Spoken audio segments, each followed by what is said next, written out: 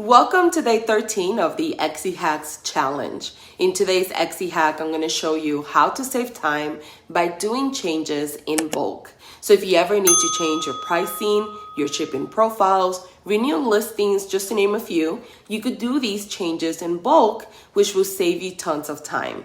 So let me show you how to do it. So all you have to do is head over to your Etsy store, to the back end on Shop Manager, and click on Listings. And this new window will auto-populate for you.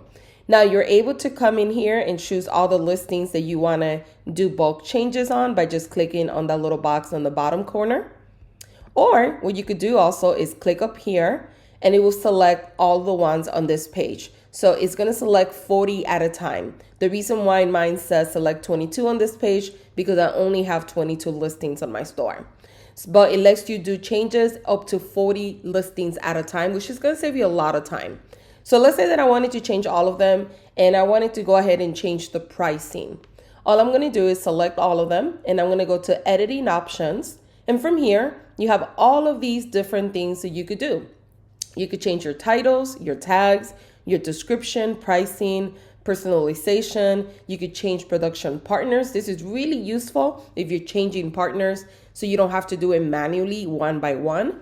Maybe you want to do renewing, you want to change your shipping profile, return and exchange policies, or change sections.